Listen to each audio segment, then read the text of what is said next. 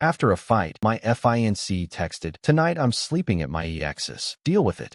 I'm 29 years old. I'm a union electrician. Good money. I own my downtown apartment. I drive a decent truck. I've been with Brianna, 26 years old, for almost 3 years. She's a content marketing manager, makes good money, attractive, and for a long time we were that couple everyone envied. The relationship was solid for the first 2 years. She had her own place across town. We split everything 50-50ths. She never acted like I owed her anything. Independent, fun, great in bed. We teased each other constantly, watched football together. She even helped me move furniture without complaining about breaking a nail. I thought I'd found my life partner, so naturally I proposed. I took her to that fancy steakhouse she loved, got down on one knee, the whole thing. Spent 3 months' salary on the ring because she'd been hinting that she wanted something that would make her friends jealous. She cried, said yes, and posted 17 Instagram stories about it. I was on top of the world. That's when everything went to hell. It's like the ring activated some switch in her brain. Suddenly she's talking about our money instead of splitting bills. She started expecting me to pay all the bills because that's what fiancés do. She stopped cooking, stopped cleaning, started treating my apartment like a hotel she was casually staying at for free. She even had the nerve to suggest I should get a bigger place for when we have kids. She started talking about how I should invest in our future by trading my truck for something more family-friendly. Translation: she wanted me to take on a $60,000 car payment so she could show off in the school pickup line. But the real poison was her best friend, Betty. Single, bitter, works a dead-end administrative job, and spends her free time destroying all the relationships around her. Betty, Brianna's maid of honor since the engagement, made it her personal mission to turn Brianna into an entitled princess. Every time Betty came over, I'd hear whispers in the kitchen while they had coffee. Then Brianna would come out with a new demand. "Betty says you should pay for the whole wedding since you're the man. Betty thinks I deserve a bigger ring. Betty says I shouldn't have to work after we get married." Every conversation cost me more money and respect. The worst part, Betty would sit on my couch drinking my soda, eating my food, and lecturing me about how real men treat their women. This from someone who'd been single for 3 years and whose last boyfriend left her for his own cousin. I said it straight. I told Brianna that Betty was toxic and was trying to sabotage us because she couldn't stand seeing her friend happy. "You're being paranoid," Brianna said. "She just wants what's best for me. What's best for you is to stay away from that bitter harpy before she ruins us." Betty heard it and smiled with that fake sweet smile. "I just think Brianna deserves someone who treats her like a queen. If that threatens you, maybe you should ask yourself why." I wanted to tell her exactly what I thought, but I kept quiet. I should have trusted my instinct and ended it then. I should have seen the red flags when Brianna started agreeing with her instead of defending me. The breaking point came 6 weeks ago. Brianna announces she wants to go on a girls' trip to Miami with Betty and some other friends. A week of partying, bottle service every night, staying at a luxury resort 2 months before our wedding. "It's my bachelorette party," she says. "My last chance to be wild before settling down." "You're not settling down, you're marrying me. There's a difference. You know what I mean." "No, I really don't know what you mean." "Explain it." She got defensive, said I was being controlling, that she deserved to have fun before real life started. Real life, like our engagement, was just a holding pattern before the prison sentence began. I told her absolutely not. Call me old-fashioned, but no way was my fiancé going to party at Miami clubs while I was paying wedding deposits and vendor contracts. That's when Betty chimed in from the couch. "See, Bri, I told you he'd try to control you. This is just the beginning." The fight that followed was nuclear. Brianna screaming about trust and freedom. Me pointing out that wanting to party like you're single while wearing my ring isn't about trust. It's about respect. Betty sitting there stirring the pot with little comments designed to escalate everything. "Fine," Brianna finally screamed. "If you don't trust me, maybe we shouldn't get married. Maybe we shouldn't." Complete silence. Like she expected me to crawl back and apologize. When I didn't, she grabbed her purse and stormed out. She didn't come home that night or the next. I figured she was at Betty's waiting for me to come crawling back with an apology and permission for her little Miami disaster. Instead, I went to work, hit the gym, ordered takeout, and slept like a baby. If she wanted to test me, she picked the wrong guy. 3 years as an electrician teaches you patience and problem solving. Wednesday night, I'm on the couch watching the game, enjoying peace and quiet. No Betty whispering poison in the kitchen, no passive-aggressive comments about how I never do anything romantic. Just me, a soda, and basketball. Then my phone vibrates. A text from Brianna. "I'm at Din's tonight. Deal with it." Din, her ex from college. The one she says is just a friend. It gets weird every time his name comes up. The one who texts her randomly every time we have a fight. I met him once. Typical finance bro who still thinks he's in a fraternity. I stared at that message for a full minute. Read it 3 times to make sure I wasn't seeing things. My first instinct was to blow up her phone, demand explanations, drive over there, and drag her out. out. That's what the old me would have done. That's what she expected me to do. Instead, I put down my phone and opened another drink. I took a long sip and really thought about what had just happened. This woman wearing my $8,000 ring just announced she's spending the night at her ex-boyfriend's house and told me to deal with it. After letting her toxic friend spend months undermining our relationship. The disrespect was stunning, but it was also clarifying. Like someone had just shown me exactly who they really were. I finished my drink, turned off the game, and got to work. Before we continue with what I did next, if you're as shocked as I was by this level of disrespect, smash that like button and subscribe. Have you ever been tested like this in a relationship? Drop your story in the comments below. Look, here's something important about my apartment. It's mine. My name on the lease, my security deposit, my furniture, everything. I pay $2,400 a month for a one-bedroom downtown apartment because I can afford it and I like living alone. Brianna moved in 8 months ago and contributed to groceries and utilities. That's it. She was basically a guest who'd overstayed her welcome. Checkout time. I started packing her stuff. No anger, no rush. Her clothes, makeup, that plant collection she always worried about. Her books, everything. I used good boxes from recent Amazon deliveries. Even wrapped fragile stuff in bubble wrap because I'm not a complete jerk. The whole time, my phone stayed silent. No follow-up messages, no apologies. No, it was a joke. Nothing. She meant it. 3.5 hours later, every single thing that belonged to her was packed and loaded into my truck. The funny thing is, I knew exactly where Din lived. Brianna had me drop her off there once for a group study session a few months ago. Told me not to come up because Din's roommate doesn't like strangers. Should have been a red flag. Then I made 4 trips between midnight and 2 a.m. Stacked everything neatly outside Din's apartment door like a professional moving service. I even left a note. Since you're staying here anyway. Jackson. I drove home feeling lighter than I'd felt in months. I went to Home Depot first thing in the morning and bought smart locks. Installed them myself while drinking coffee and listening to podcasts. Took my time, did it right. Went to work like it was any other Thursday, because it was. Around lunchtime, my buddy Riley texted me. He lives in Din's complex. Works from home doing freelance graphic design. Has no filter and the sharpest tongue in town. Riley, hey, just saw a girl loading boxes into an Uber outside Din's place. She looked rough. Everything okay? I sent him screenshots of the message exchange. Riley, holy hell, man. That's next level disrespect. Me, yeah, so I handled it. Riley, savage. You want me to monitor the situation over here? This could get interesting. Me, do what you want. Not my circus anymore. My work crew found out about the situation on Friday. These guys don't mess around when it comes to relationship advice. You kicked her out over a text? Asked Danny, our lead installer. She told me to deal with her staying at her ex's place, so I dealt with it. Damn, said Sean, nodding with approval. That's an alpha move. Most guys would have gone crying to her door. My wife tried that kind of power play once, Danny added. I shut it down quickly. If you let them get away with that stuff, they'll walk all over you forever. But I was definitely curious to see how this would play out. And Riley never disappoints with his intel. Thursday night, I slept like a baby. The first full night of sleep I'd had in weeks, without someone sighing dramatically every 5 minutes about wedding planning stress or how her friends' engagements were so much more romantic. Friday morning, 7:45 a.m. sharp. It sounds like someone's trying to break down my door. I look through the peephole. It's Brianna looking like she slept in a dumpster. Hair everywhere. Yesterday's makeup running down her face, shaking with rage. Jackson, open this door. My key doesn't work. I took my time making coffee first. French press, good beans, the whole ritual. I let her knock and scream for a good 5 minutes while I checked work emails. When I finally opened the door, keeping the chain on, she looked ready to commit murder. Good morning, sunshine. Sleep well. What did you do to my key? Your key? That was my spare key I lent you. I changed the locks. Only residents get the codes. I'm a resident. You were. Past tense. You moved out Wednesday night, remember? Din's place. Her face went through this amazing transformation. From red to white to purple to a shade I didn't know existed. Like watching a mood ring have a seizure. You can't do this. I live here. I get mail here. You get packages here occasionally. Big difference. And you lived here as my guest, not as a tenant. It's not what you think. Din's roommate was having a crisis, and I don't care. You made your choice. I made mine. Pretty simple transaction, actually. Where's all my stuff? Safe and sound outside Din's door. Better hurry, though. Looks like it might rain. Weather app says 60% chance. That's when she completely lost her mind. Started screaming like a banshee, pounding the door, demanding everything from lawyers to calling her dad to ruining my life. The old lady from Forby opened her door to see what was happening, took one look at Brianna having her meltdown, and shook her head with this "I told you so" expression. That lady never liked Brianna. Said she was too stuck up for such a young woman. You psychopath. I have rights. I've been living here for 8 months. Not anymore. Have a good day, Brianna. I closed the door and put on my noise-canceling headphones. Made breakfast while she continued her tantrum in the hallway. Scrambled eggs, fresh orange juice. The works. 20 minutes later. Silence. I looked through the peephole. She was gone. Riley called around noon, laughing his head off. Dude, your ex showed up at Din's place with red eyes and mascara everywhere. Starts loading boxes into an Uber. But here's the kicker. Din has a girlfriend. Silence. What? Yeah, man. Jessica's been living there for 6 months. Apparently, the roommate crisis was that Jessica found out another girl had spent the night claiming to be Din's friend who needed a place to crash. This kept getting better. So Jessica comes home from from her night shift. She's a nurse. Finds your ex's stuff piled outside the door and Brianna inside making breakfast like she owns the place. The screaming fight could be heard 3 floors away. No way. The building manager had to come up and sort it out. In trying to explain to both women, Jessica threatening to leave and your ex crying about being homeless. It was better than reality TV. Get this. Brianna actually tried to convince Jessica that she was Din's emotional support friend and needed to stay for her mental health. Jessica told Brianna if she wasn't gone in 5 minutes, she'd call the cops. Where is she now? Betty picked her up in some beat-up car. But Jessica made Din promise that if your ex shows up again, he'll call the police. She doesn't play games. Smart woman. But I had a feeling this was just the beginning. Friday afternoon, I get a call from building security. Mr. Jackson, there's someone here who says she's your fiancée and wants us to let her up. She's not my fiancée anymore. Don't let her up. She's pretty upset about that. Making a scene in the lobby. Something about her rights and how you're stealing from her. Not my problem. Thanks, Tony. But Saturday brought a new level of crazy I wasn't prepared for. Saturday morning, I'm enjoying coffee and browsing my phone when Tony from building security calls. Jackson, you need to come down to the lobby now. Your ex is here with an older guy and a middle-aged woman claiming they have legal rights to enter your apartment. I'll be right down. I threw on clothes and headed downstairs. There's Brianna with her father Richard and her mother Grace, looking ready for war. Richard's holding a manila folder and wearing his serious businessman expression. Grace is standing with arms crossed in the I want to speak to your manager pose. Brianna's dressed like she's going to court. Tony wouldn't let them up without my permission. The guy's an ex-Marine, doesn't take nonsense from anyone. Richard starts immediately. Jackson, what's this nonsense about leaving my daughter homeless? Good morning, Richard. Grace. I nod at them. I didn't leave anyone homeless. I ended our engagement after she chose to spend the night at her ex's place and told me to deal with it. Grace jumps in before Richard can respond. You can't just kick people out. She has rights. She's been living here. She's been living here as my guest. Grace. Never signed a lease. Never paid rent. Never established legal residence. That's ridiculous. She was practically your wife. I pull out my phone. Show them the screenshot. I'm at Din's tonight. Deal with it. That's not how wives talk to husbands. Richard's eye twitches. Grace's mouth opens. She explained it was innocent. Richard says. You're overreacting. That's not explaining. Richard, that's a declaration of war. Grace tries the guilt angle. She made a mistake. One text. You're ruining her life over nothing. She ruined her own life with that text. I simply responded accordingly. Richard's folder comes out. We're prepared to file a lawsuit for illegal eviction and theft. Please do. I'd love to show a judge the text where your daughter announced she was staying elsewhere and the building security footage of me peacefully moving her belongings. I'm also happy to provide documentation that she was never on any lease, never received mail here, and never established legal residence. The folder goes back down. Richard realizes they're screwed. That's when Brianna tries the manipulation route. Tears start flowing. Voice gets all quivery and pathetic. Baby, please. This is crazy. I made a mistake. One text. We can fix this. We just fixed it. You're free to stay wherever you want. And I'm free from someone who thinks deal with it is appropriate communication with her fiancé. I didn't mean it like that. Sure. Grace's face is getting red. You're being cruel. She's devastated. Look at her. I looked at her. She looked like a snotty raccoon having a breakdown. Too late. People make mistakes. Grace. Some mistakes have consequences. This is what consequences look like. Grace turns to Tony, our security guard. You heard him. He's being abusive. You have to let us up. Tony, unfazed. Ma'am, I heard a man exercising his legal right to remove someone from his own apartment. If you keep yelling, I'll call the police. Richard realizes they're not getting anywhere. Come on, Brianna. We'll find another solution. As they leave, I hear Grace hissing. I can't believe you're not making him give her money. And Brianna's response, he's supposed to take care of me. That's what men are for. The look of pure shock on Richard's face when he heard his daughter's entitlement was worth everything I'd been through. But Sunday brought the nuclear option. And that's when I stopped finding any of this funny. Sunday morning, I woke up to 17 missed calls from random numbers. Not from Brianna. I'd blocked her after the lobby confrontation. These were from mutual friends, all asking the same question. What the hell is going on? I checked social media. Oh, it was a masterpiece. Brianna had posted this 3-paragraph story on Facebook about being suddenly abandoned by someone she trusted completely. How I'd become controlling and abusive after the engagement. How she was homeless and terrified by my violent tendencies. She even included some nonsense about me monitoring her phone and isolating her from her friends. The victim. Really. Betty was leading the charge in the comments like a deranged PR director. I always knew he had anger issues. Brianna is so brave for speaking out. Jackson fooled us all, but I never trusted him. The echo chamber was in full effect, with her flying monkeys calling me every name in the book. But here's where Betty made her first mistake. She started her own Facebook post about supporting survivors and how she'd always seen the red flags in me. Posted photos from our double dates with captions like, should have protected her from this monster. I posted exactly one response, a screenshot of her text and my simple okay response. Nothing else. I let the evidence speak for itself. The tide started to turn in the comments. My friends asking for context. Her friends demanding I tell the truth about what I'd done to her. Then Jessica, Din's girlfriend, dropped a nuclear bomb. Is this why you showed up at my apartment with boxes saying you were Din's girlfriend while I was standing right there after spending the night uninvited. The post was deleted within 10 minutes, but screenshots live forever. About 50 people had already captured it. Betty launched into attack mode on her own Facebook, posting about how I was manipulating the narrative and gaslighting everyone. The girl was unhinged. Monday brought the wellness check. 2 cops at my door looking bored. Sir, we received a call about someone threatening to harm themselves at this address. Let me guess. My ex-fiancée called it in. We can't say who called, but yes. I invited them in, made them coffee, showed them the text exchange, explained the timeline. So she announced she was staying at her ex's place. You packed her stuff and took it to her, and now she's saying you're having a crisis. That sums it up pretty well. Officers, are you okay? Any thoughts of harming yourself or others, sir? Officers, I haven't been this happy in months. Just annoyed that she's wasting your time and taxpayer resources with false reports. They documented it as a malicious call and warned me it might escalate. One of them even said, we see this a lot. Ex makes bad decisions, faces consequences, then tries to manipulate the system. Keep your documentation handy. Smart advice. Wednesday morning brought something that made me realize this was no longer just petty drama. Credit monitoring alert on my phone. Credit application attempt using my social security number. Someone had tried to open a store credit card in my name. It failed because the phone number didn't match my file, but they had my social security number, date of birth, and my old college address. Guess who? I called the credit company immediately. They confirmed all the details. $2,000 limit card attempt. All my personal information. Wrong phone number. I froze my credit at all 3 major bureaus. Then I called the police. The officer taking my statement was the same one from the wellness check. Your ex-fiancée again? Yeah, she's escalating. Identity theft is a serious crime. Jackson, this is serious now. Not games anymore. I filed a formal report. Got a case number. The officer suggested I hire a lawyer and consider a restraining order. This won't be the last attempt. He was right. Thursday, I got notifications that someone was trying to reset my email password, my bank password, even my PlayStation account. All attempts going to an email address I didn't recognize. Friday, Riley called with an update that made my blood boil. Dude, your psycho ex convinced Din to let her stay just until she got back on her feet. That was 3 weeks ago. She's completely taken over his apartment. What do you mean? Reorganize the furniture, threw out Jessica's stuff. Keeps talking about how you're going to come to your senses and beg her to come back. She's completely delusional. The audacity was stunning. Jessica's ready to move out. Din's terrified of both women right now. Oh, and she tried to order $300 in groceries for delivery to your place using your credit card. She what? The delivery guy showed up with bags of expensive stuff. Organic this, gluten-free that. A whole Whole Foods experience. Din had no idea what was going on. When they called the number on the order, it was your card. Din refused the delivery and reported it to the store. Another felony. Perfect. But wait, it gets better. She's been telling everyone in the building that Din is her new boyfriend and they're working things out. Posted Instagram stories from his apartment talking about new beginnings and finding true love. Jessica saw them and went ballistic. That's when I decided to go nuclear option. But first, I had some business to handle. Time to get that $8,000 ring back. Monday morning, I hired Nora, a lawyer specializing in harassment and cyberstalking cases. Found her through a work friend whose ex tried similar stuff. Cost me $3,500 up front, but after the credit card fraud attempt, I wasn't playing games anymore. The first thing she did was send cease and desist letters to Brianna, Richard, Race, Betty, and all the flying monkeys who'd been harassing me. The letters were beautiful. They detailed everything, from the false wellness call to the identity theft attempt. Made it clear that any further contact would result in immediate legal action. Most of Brianna's friends backed off immediately. Richard actually responded through his own lawyer with a formal apology, saying he was unaware of his daughter's escalating behavior and would ensure there was no further contact. Betty's response was priceless. This is harassment. Brianna is the victim here. Jackson is trying to silence us. Nora responded with a 2-page letter explaining how criminal law works. Your client's friend has committed multiple felonies. Any further communication from you will be considered obstruction of justice and reported to the appropriate authorities. Radio silence after that. But before moving forward with prosecution, I had one more thing to handle. I asked her about the ring situation. In this state, if the engagement is broken by the recipient, the ring goes back to the giver. It's considered a conditional gift. Perfect. I still had the receipt, the appraisal, and the insurance documentation. Nora drafted a formal demand letter requiring Brianna to return the ring within 72 hours or face civil action for conversion and theft. The letter was delivered to Betty's apartment, where Brianna was still crashing. Tuesday, my phone exploded. Brianna had gotten a burner phone and was calling me from different numbers, screaming that the ring was hers and I had no right to take it back. You gave it to me. You can't just take it back because you're having a tantrum. Read the letter, Brianna. I'm not giving you anything. This ring is mine. I earned it. You earned it by telling me to deal with you staying at your ex's? Interesting payment plan. That's when she really lost her mind. Started screaming about how she was going to destroy me, how she'd never return the ring, how I was a psychopath for wanting it back. See you in court then. Wednesday, Riley called with the minute-by-minute account. Dude, your ex is having a total breakdown over there. She's been screaming at Betty about the ring, crying, throwing stuff. Betty's getting tired of her nonsense. What do you mean? Apparently, Brianna's been treating Betty's place like a hotel, eating all her food, using her car without asking, bringing random guys over for revenge hookups, leaving messes everywhere. Betty finally snapped and told her to grow up and handle her problems like an adult. Oh no, the sisterhood was cracking. Brianna started crying about how Betty was supposed to support her and be on her side. And Betty told her that supporting someone doesn't mean enabling their delusions. They had a huge fight. Brianna stormed out and Betty changed the locks. Where's she staying now? Back with mom and dad. But here's the thing. Grace has been calling Betty screaming about how she abandoned Brianna and ruined her life. Betty posted on Facebook telling Grace to control her psycho daughter before she ends up in jail. The house of cards was collapsing. Thursday brought news that made my day. The district attorney's office is moving forward with prosecution, Nora said. Multiple charges: identity theft, attempted fraud, filing false reports, and cyberstalking. They want to arrest her tomorrow morning, Jackson, and she still hasn't returned the ring. That's another felony. Theft of property over $5,000. Christmas came early this year, but Friday brought something that made me realize this still wasn't over. Friday morning, I'm drinking coffee when Nora calls. She's been arrested. Multiple felony charges plus the ring theft. But Jackson, there's a problem. What? She claims the ring is lost. Says she doesn't remember where she put it. She's either lying or she sold it. My investigator is checking local pawn shops and jewelry stores. If she sold it, that's another felony. Saturday, Riley called me laughing his head off. Dude, you won't believe this. 2 police cars just pulled up to Betty's apartment complex. They arrested your ex while she was there begging Betty to let her back in. You can't be serious. She's screaming that this is all your fault. Betty's standing in the doorway telling the cops she doesn't know her. Half the complex is outside watching the show. The mental image was perfect. They just put her in the car. She's still screaming. This is better than Netflix. Oh, and Grace showed up right as they were taking her away. Started yelling at Betty that this was her fault for abandoning Brianna. Betty told her to get lost and slammed the door. 2 hours later, she's been arrested and charged. Bail hearing is Monday, but with multiple felony charges and a pattern of escalating behavior, they'll likely hold her until trial. And with her record, she could face 3 to 5 years if convicted on all charges. Identity theft alone carries mandatory minimums in this state. The next day, the news was already spreading through our mutual friend group. My buddy Chris called laughing. Dude, half the people at my bachelor party heard Brianna got arrested. Tommy said his girlfriend saw the mugshot on Facebook. Betty posted it with some sob story about the justice system failing women. Betty posted her mugshot. Yeah, but it backfired. Everyone's commenting about how crazy Brianna looks and asking what she actually did. Betty's trying to control the narrative. People are Googling the charges. Identity theft, fraud, harassment. It's all public record now. Monday's bail hearing was a disaster. Brianna showed up looking like she'd been living on the street. Unwashed hair, wrinkled clothes, bags under her eyes. Her public defender asked for release on her own recognizance, claiming she was a young woman dealing with emotional trauma from an abusive relationship. Sure, young woman. The prosecutor laid out the timeline of escalating criminal behavior. False reports, identity theft, attempted fraud, harassment despite cease and desist orders, attempted employment sabotage, and theft of an $8,000 engagement ring. The judge looked at the evidence for about 30 seconds. Bail set at $50,000. Defendant is ordered to have no contact with the victim and to surrender her passport. Richard had to mortgage his house to get her out. I almost felt bad for the guy. Grace was in the courtroom making snide comments loud enough for everyone to hear about how I was destroying an innocent girl's life. The bailiff had to tell her to be quiet twice. The restraining order hearing was even better. Brianna's lawyer tried the scorned woman angle, claiming she was emotionally devastated and not thinking clearly. The judge didn't buy it. 5-year restraining order granted. Any contact, no matter how minimal, results in immediate arrest and jail time. But here's the kicker. News travels fast in the content marketing world. Being arrested for cyber crimes when your job requires digital trust, that's career-ending. She was fired before she made bail. And with her pending criminal charges, she's basically blacklisted from the entire industry. Nobody's going to hire someone facing serious cyberstalking charges. 3 months later, she'd moved back in with her parents in Ohio. At 26 years old, living in her childhood bedroom, unemployed, facing felony charges, and still without the ring. Nora's investigator found it at a downtown pawn shop. Brianna had sold it for $2,000 2 days after I kicked her out. We got it back. She now faces an additional charge for selling stolen property. Richard sent one final message through lawyers. A check for $6,200 to cover all the fraudulent charges and my legal fees. It included a note. I'm ashamed of my daughter's behavior and want to make this right. I accepted the money. Richard was a decent guy who ended up with a nightmare daughter and a wife who enabled all her tantrums. The trial was scheduled for 6 months out. Brianna's lawyer pushed for a plea deal. 2 years probation, full restitution, mandatory anger management counseling, and the restraining order stays in effect. She accepted it rather than risk 5 years in prison. I thought that was the end. I was wrong. 3 months into her probation, I started dating Leah, a veterinarian who owns her own clinic. Smart, pays her own bills, and has never told me to to deal with anything. That's when Brianna's harassment and stalking intensified again. 6 months later, I'm doing great. Still in my apartment. Been pulling some overtime shifts that have boosted my pay. Leah and I are solid. Brianna's nightmare seemed like ancient history until she found out about Leah through social media. Then the harassment started again. She created fake Instagram accounts to harass Leah's clinic page, leaving one-star reviews claiming Leah was unprofessional and stole someone's fiancé. Leah handled it like a champ, screenshot everything, reported it on the platforms, and told me she wasn't going to let a pathetic ex control our lives. But Brianna wasn't done. She started showing up at Leah's clinic, claiming she needed to discuss something important with her. Leah's receptionist recognized her from photos I'd shown and called security every time. And this happened. The breaking point came at our mutual friend's wedding, Chris. I almost didn't go because there was a chance she'd show up, but Leah convinced me we shouldn't let your psycho, she said, dictate our lives. She's supposed to be on probation and have a restraining order. No contact allowed. Riley was waiting for us there. He'd been looking forward to this wedding for weeks, partly because he's friends with Chris, but mostly because he was hoping for exactly what ended up happening. The ceremony went smoothly. Cocktail hour was great. Good food, better drinks, people I hadn't seen in years. I was finally relaxing when Riley grabbed my arm with this evil smile. Dude, don't look now, but guess who just walked in? Total disaster. I looked anyway. There she was, stumbling through the entrance in a wrinkled dress that looked like she'd slept in it, clearly intoxicated. Oh, this is going to be legendary, Riley said, pulling out his phone. I'm recording all of this. This is going straight to the group chat. Brianna saw me across the room and headed straight for me, knocking over a centerpiece and stepping on someone's foot on the way. Jackson, she slurred loud enough for the entire reception to quiet down. There you are. I knew you'd be here. Conversations died. Heads turned. Phones came out. The DJ actually turned down the music. Leave. There's a restraining order and you're violating your probation. Screw your restraining order. I came here to talk to you, to make you understand. Leah moved closer to me, ready for whatever was about to happen. Security was already heading our way, but Riley held up a hand. I wanted to see how this played out. Understand what? That you made a mistake. That we belong together. I forgive you for everything. The arrest, the lawyers, all of it. We can start over. The delusion was incredible. She really thought this was romantic. Brianna, we're done. I've been for over a year. No, you're just being stubborn. And this, she looked at Leah with pure hatred. This is your pathetic rebound. Your downgrade. She's not even that pretty. That's when Riley stepped forward with the biggest smile I'd ever seen. Oh, this is perfect. Brianna, meet Leah. She's a veterinarian, owns her own clinic, drives her own car, and has never committed identity theft. Crazy standards, right? The crowd was eating it up. Someone started live streaming on Instagram. Brianna's face turned red. Screw you. You don't know what you're talking about. She's a witch who stole my man. Your man? Riley laughed. Ma'am, you told him to deal with you staying at your ex's place. That's not how you keep a man. That's how you mess things up. Right on cue, 2 security guards appeared. Ma'am, you need to leave immediately. No, I'm not done. Jackson, please, you have to listen to me. I love you. She tried to grab my arm. I stepped back. Security intervened. This is harassment. It's illegal. I'll sue all of you. With what lawyer? Riley shouted as they started escorting her toward the exit. Didn't your dad already spend his retirement money getting you out of jail? The crowd was loving it. Even the bride and groom were watching from the head table, trying not to laugh. As they dragged her toward the door, she made one final desperate attempt. Jackson, remember what we had? Remember how good it was before you ruined everything? Riley cupped his hands around his mouth. Yeah, the best part was when you ruined everything. The entire reception erupted. People were recording, laughing, applauding. Someone started chanting, "Deal with it, deal with it." Her final scream as security pushed her out the door. I hate all of you. Leah is ugly and Jackson is a loser. Riley's parting shot. If that were true, you wouldn't be here begging him, sweetie. The whole thing was on social media within minutes. The hashtag deal with it started trending locally with the caption, "When being petty goes wrong." By Monday morning it had gone viral. Over 200,000 views. Chris, the groom, found me later that night. Dude, sorry about the drama. I had no idea she'd show up. Not your fault, man. Thanks for having security handle it. Are you kidding? That was the best entertainment we could have asked for. My wedding will be remembered forever. I got a call from Nora on Tuesday morning. Your ex violated her restraining order at a public event with about 50 witnesses and video evidence. The DA wants to revoke her probation and send her to jail. She also faces additional charges for the harassment of your girlfriend. Interested in pressing charges? Absolutely. Last I heard, she's serving 18 months in county jail. She wanted me to deal with it. I did, on my terms.